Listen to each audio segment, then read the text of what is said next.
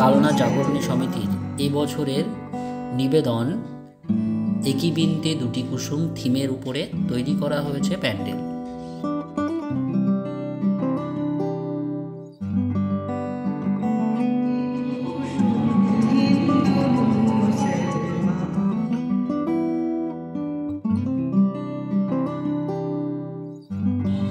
যারা যারা আমাদের ভিডিওটা দেখছো অবশ্যই চ্যানেলটিকে সাবস্ক্রাইব করো এবং পাশে থাকো।